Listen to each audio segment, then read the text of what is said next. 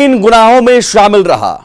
Jail की सलाखों के पीछे से भी उसने सियासत और अपराध की सत्ता पर अपने हुक्म चलाए। लेकिन ये बिहार का ये बाहुबली आखिर आज कोरोना से जिंदगी की जंग हार गया।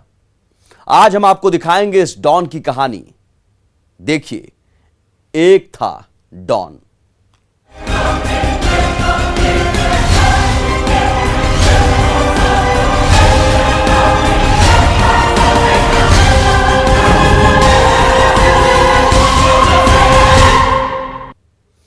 एक था डॉन। नमस्कार, मैं हूं सुमित झा। भले ही शहाबुद्दीन कोरोना से अपनी जिंदगी की जंग हार गया, लेकिन उसने सिवान में आतंक का जो लोक खड़ा किया था, उसके आगे पुलिस, प्रशासन, सरकार सब बौने थे। अपने इलाके में वही पुलिस था, वही कानून और वही जज। उसके गुनाहों की फहरिस्त इतनी लंबी थी कि उसे ताउम्र के लिए जेल की सलाखों के पीछे भेज दिया गया। लेकिन यह उसकी सियासी सरपरस्ती थी, यह उसका रुतबा था कि जेल की सलाखें भी उसका खौफ कम नहीं कर पाई। देखिए सिवान के साहब डॉन शहाबुद्दीन के आतंक की कहानी।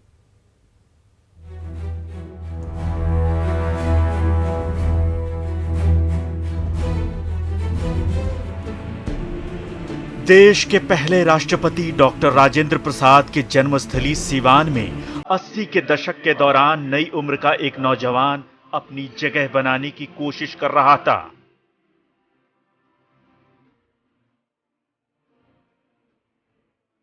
उस शख्स का नाम शहाबुद्दीन था,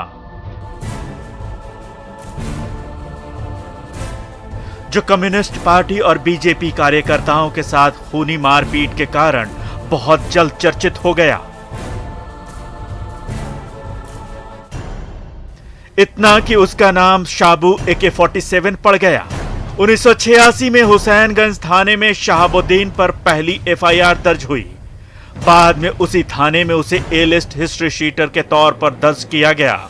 मतलब वैसा अपराधी जिसका सुधार कभी नहीं हो सकता।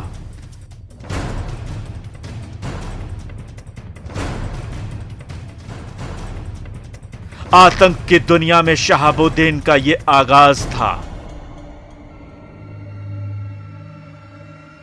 यह वो दौर था जब लालू यादव भी सत्ता की कुर्सी कब्जाने के लिए हाथ पांव मार रहे थे।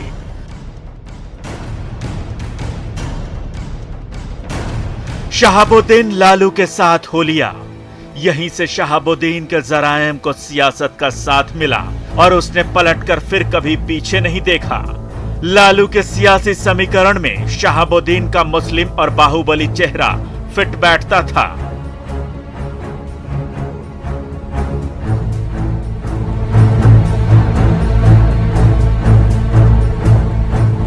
शहाबुद्दीन लालू के लिए कुछ भी करने को तैयार था और लालू शहाबुद्दीन के लिए। लालू यादव मार्च 1990 में बिहार के मुख्यमंत्री बने। उसके बाद बिहार में अपहरण एक उद्योग बन गया। सैकड़ों लोगों का अपहरण हुआ। बिजनेसमैन राज्य छोड़कर भाग गए। इस तरह वो गुनाह की दुनिया से सियासत के गलियारे तक खौफ का दूसरा नाम बन गया। शहाबुद्दीन के अपराधों की फहरिस्त बहुत लंबी है। बहुत तो ऐसे हैं जिनका कोई हिसाब ही नहीं। धीरे धीरे वो सिवान का साहब बन गया। उसके खौफ से सालों तक सिवान में डॉक्टर फीस के नाम पर महज 50 रुपए लेते थे। रात को 8 बजने से पहले लोग घरों में घुस जाते थे, क्योंकि शहाबुद्दीन का खौफ था।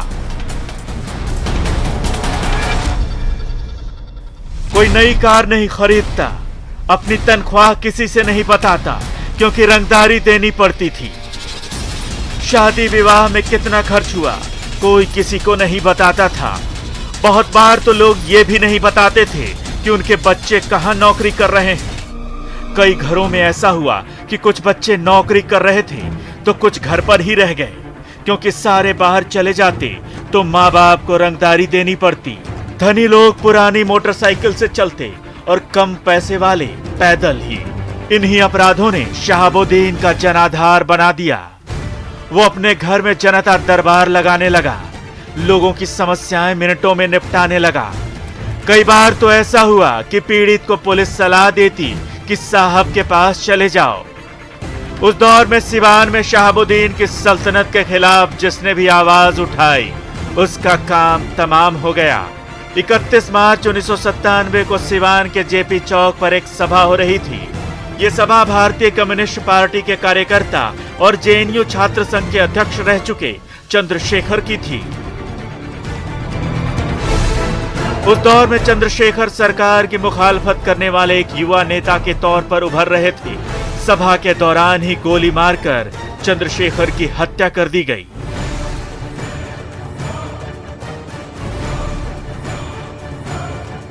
बिहार से लेकर दिल्ली तक प्रदर्शन शुरू हो गए। मेरा एक लाल नहीं है,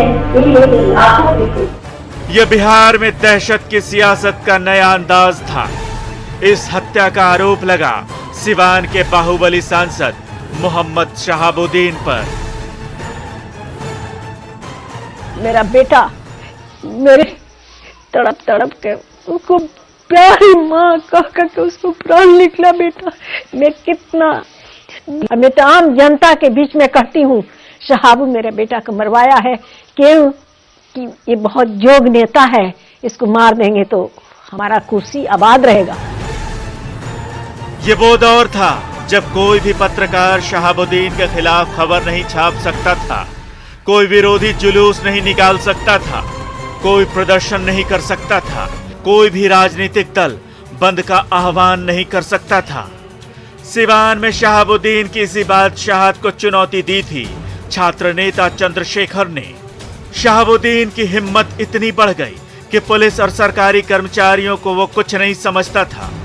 संजीव कुमार नाम का एक पुलिस अफसर 15 मार्च 2001 को एक आरजेडी नेता को गिरफ्तार करने सिवान पहुंचा तो शहाबुद्दीन ने उसे तमाचा जड़ दिया। इसके बाद कार्रवाई करते हुए पुलिस जब उसके गांव प्रतापपुर पहुंची तो पुलिस को शहाबुद्दीन की सल्तनत का असल अंदाजा हुआ। उसके गुर्गों ने पुलिस टीम पर फायरिंग कर दी। इस फायरिंग में 2 पुलिस वालों समेत 8 लोगों की मौत हो गई, लेकिन पुलिस शहाबुद्दीन के गांव में घुस नहीं पाई। मौके से 3 AK-47 राइफल समेत भारी मात्रा में हथियार बरामद हुए। शहाबुद्दीन पुलिस की 3 गाड़ियां फूंककर नेपाल फरार हो गया। कम्युनिस्ट पार्टी के कार्यकर्ता के मर्डर के मामले में शहाबुद्दीन को 2003 में जेल जाना पड़ा, लेकिन लालू राज में शहाबुद्दीन का जलवा ऐसा था कि सिवान जेल में शहाबुद्दीन का दरबार लगने लगा। मेल मुलाकातें होने लगी। जेल के अंदर उसकी अदालत में वही जज था और वही वकील। उसका फैसला आखिरी होता था। उसके बाद कोई सुनवाई नहीं। जेल के अंदर उसके पास दर्जनों मोबाइल फोन होते थे। एक बार जिले के डीएम और एसपी ने छापा मारा तो जेल के अंदर उसकी शान और शौकत देखकर वो भी हैरान रह गए। 60 से ज्यादा लोग सिवान के साहब से मिलने के लिए जेल के बाहर कतार में खड़े थे। इसके बाद उसे सिवान से भागलपुर जेल ट्रांसफर कर दिया गया। सिवान के साहब के आतंक लोग की थर्राहट सबसे ज्यादा 2004 में महसूस की गई। चंद्रकेश्वर प्रसाद और चंदा बाबू ने सिवान के सरकार के आदेश की नाफरमानी करने की गुस्ताखी की थी। उन्होंने शहाबुद्दीन के गुर्गों को रंगदारी देने से मना कर दिया। उसके बाद उनके तीनों बेटों को अगवा कर लिया गया। शहाबुद्दीन के गांव प्रतापपुर ले जाकर उनके 2 बेटों गिरीश और सतीश को तेजाब से नहलाकर मार डाला गया। तीसरा बेटा राजीव जैसे तैसे मौके से फरार होने में कामयाब रहा। राजीव ही इस मामले का इकलौता चश्मदीद था। परिवार को पुलिस ने सिवान छोड़कर कहीं और चले जाने को कहा। साल 2014 में कोर्ट में पेशी से ऐन पहले राजीव को सिवान शहर में ही दिन दहाड़े गोली मार दी गई। इसी खौफ की जिंदगी हम लोग यहाँ जी रहे हैं, इसी माहौल में हम लोग जी रहे हैं। पता नहीं क्या होगा, आगे क्या होगा, भगवान जाने। 2005 में सिवान के डीएम CK अनिल और एसपी रत्न संजय ने शहाबुद्दीन को सिवान जिले से तड़ीपार कर दिया। एक सांसद अपने जिले से तड़ीपार हुआ। यह बिहार के लिए अनोखा क्षण था।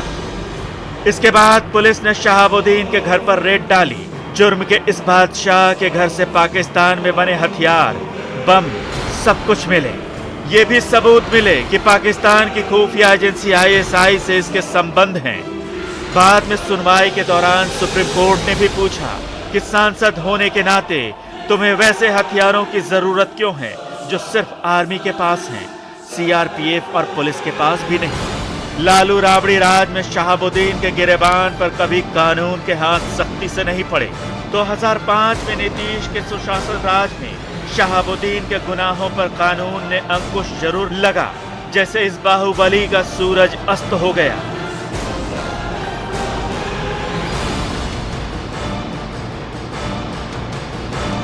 लेकिन जैसे ही 2015 में नीतीश के साथ लालू की सरकार आई, सिवान के सरकार के जुर्म और जराइम की दुनिया फिर से रोशन हो गई, ठीक उसी तरह जैसे 2005 में नीतीश सरकार आने से पहले थी। उसके दरबार में RJD नेताओं की हाजिरी लगनी शुरू हो गई। RJD कोटे से नीतीश सरकार के मंत्री भी जेल जाकर शहाबुद्दीन से मिलते, उसका हाल चाल जानते। साल 2016 में सिवान का साहब फिर सुर्खियों में आया। एक बड़े अखबार ने दिसंबर 2014 में सिवान जेल से जारी हिटलिस्ट पर हत्याएं शीर्षक से एक रिपोर्ट छापी थी। इसमें जिक्र था कि शहाबुद्दीन ने जेल में रहते हुए 23 लोगों की हिटलिस्ट बना रखी है और बारी बारी से उनकी हत्या की जा रही है। यह खबर पत्रकार राजदेव रंजन ने की थी। 13 मई 2016 की शाम को पत्रकार राजदेव रंजन की गोली मारकर हत्या कर दी गई। उनकी पत्नी ने इस हत्या का आरोप शहाबुद्दीन पर लगाया था। बाद में बिहार सरकार ने मामले की जांच CBI को सौंप दी। सिवान के साहब का रसूख ऐसा था कि सुप्रीम कोर्ट ने 2017 में उसे सिवान जेल से दिल्ली की तिहाड़ जेल शिफ्ट करने का आदेश दिया। तब से शहाबुद्दीन तिहाड़ जेल में ही अपने गुनाहों की सजा काट रहा था। Bureau report, news 18।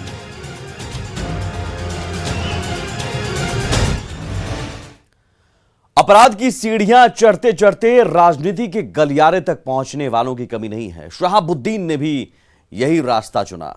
80 के दशक से ही शहाबुद्दीन ने लालू की छत्र छाया हासिल कर ली थी और फिर 1990 में जनता दल की टिकट पर पहली बार विधायक बन गया। बिहार में लालू यादव की सरकार बनते ही शहाबुद्दीन की राजनीतिक ताकत बढ़ती गई। सिवान का यह डॉन 1996 से 2008 तक लगातार 4 बार सांसद रहा। देखिए डॉन का सियासी सफरनामा।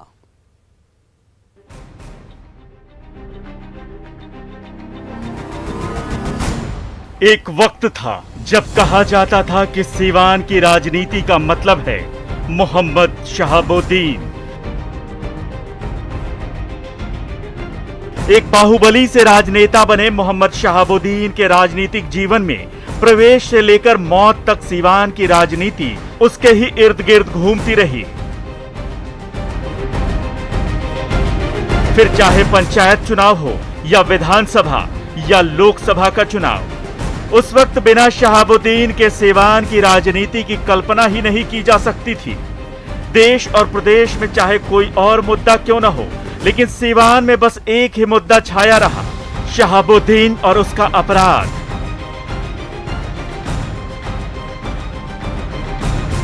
माना जाता रहा कि सिवान की राजनीति में अगर शहाबुद्दीन न हो तो फिर चुनाव का मुद्दा चाहे जो भी हो उसमें उबाल नहीं आएगा।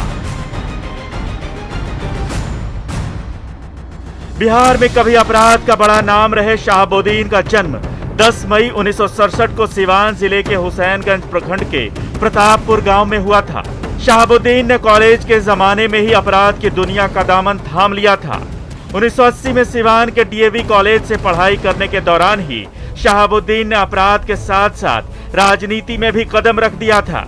अपने शुरुआती दिनों में शहाबुद्दीन भाकपा व भाकपा माले से जमकर भिड़ते रहे।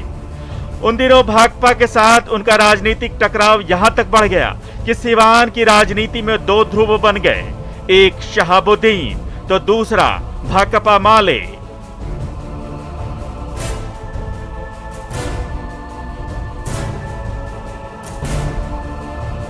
एक बाहुबली से राजनेता बनने का मोहम्मद शहाबुद्दीन का सफर भी बड़ा ही दिलचस्प रहा है। 1990 में जनता दल में शामिल होकर राजनीतिक सफर शुरू करने वाले शहाबुद्दीन 2 बार विधायक और 4 बार सांसद रहे। मुसलमान वोटरों पर प्रभाव की वजह से सिवान में शहाबुद्दीन की तूती बोलती रही।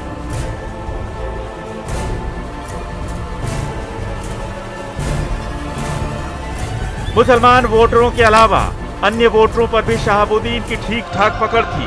1980 में डीएवी कॉलेज से राजनीति में कदम रखने वाले इस नेता ने इलाके में ताकतवर राजनेता के तौर पर अपनी मौजूदगी दर्ज कराई। शहाबुद्दीन 1990 में जनता दल में शामिल होकर पहली बार जीरादेई सीट से विधायक बने। जीरादेई सीट से ही 1995 में दूसरी बार विधायक बने। इसके बाद 1996 में जनता दल के ही टिकट पर पहली बार सिवान से सांसद बने। शहाबुद्दीन ने 1996 से 2008 तक लगातार 4 बार लोकसभा चुनाव जीता। 2007 में एक मर्डर केस में दोषी करार दिए जाने के बाद चुनाव लड़ने पर चुनाव आयोग ने रोक लगा दी। इसके बाद 2009 में शहाबुद्दीन ने अपनी पत्नी को चुनावी मैदान में उतारा, लेकिन हार का मुंह देखना पड़ा।